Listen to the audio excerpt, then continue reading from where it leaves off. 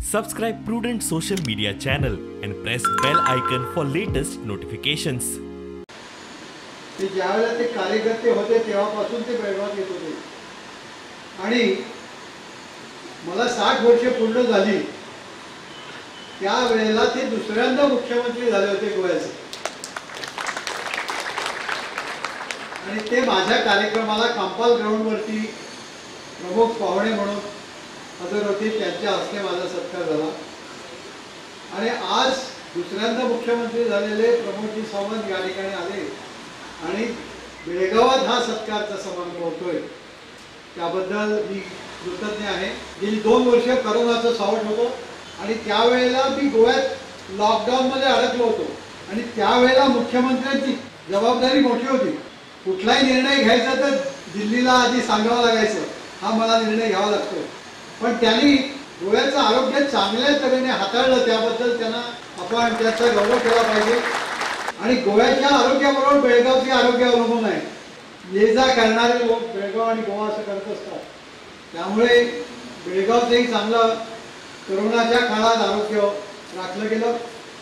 लोकमान्यतर्फे जवळजवळ आम्ही 60 लाख रुपये वेगवेगळ्या सरकारला दिले, त्यामध्ये गोवा सरकारला दिले, महाराष्ट्र सरकारला दिले, कर्नाटक सरकारला दिले आणि केंद्र सरकारला दिले। जे शिवजयंती बेळगावला जी होते तशा तऱ्हेची गोव्यात शिवजयंती झाली पाहिजे म्हणून आम्ही साखळी येथे प्रयोग केला होता आणि त्याला प्रमोदजी सावंत हजर होते।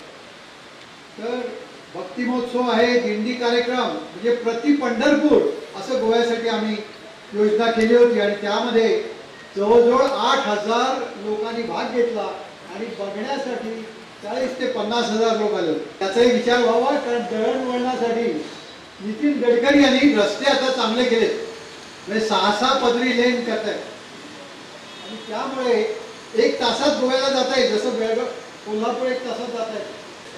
आणि गोव्याच्या संरक्षणाची जबाबदारी या ठिकाणची मराठा इन्फंट्री घेते।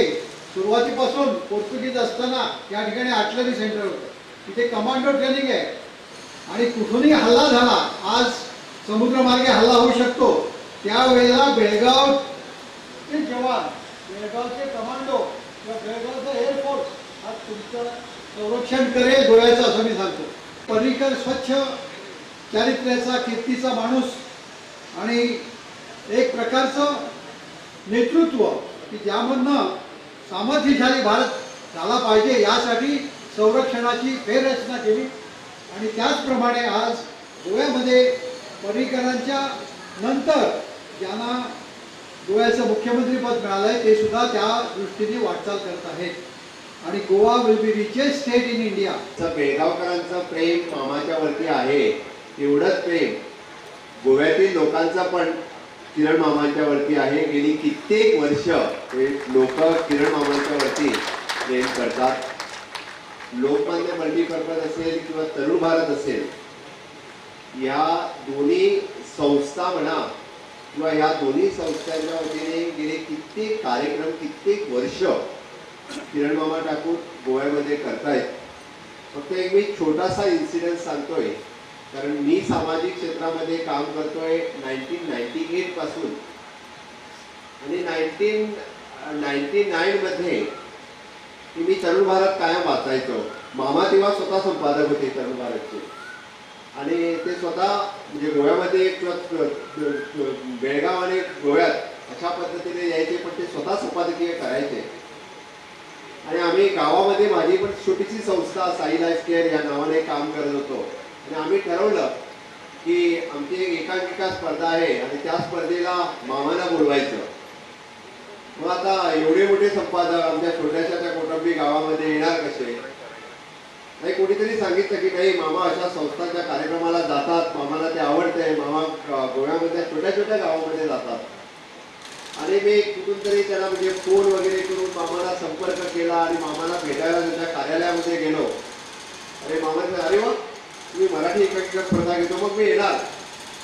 आम्हाला खरं वाटलं नाही की एवढे मोठे संपादक आमच्या गावात येतील म्हणून। रात्री 9:30-10 वाजता कार्यक्रम आणि उद्घाटनाला यायचं आणि छोटासा गाव म्हणजे 30-40 लोक राहणार त्या गावामध्ये आणि 50-60 लोक किंवा 100 लोक त्या कार्यक्रमाला असतील।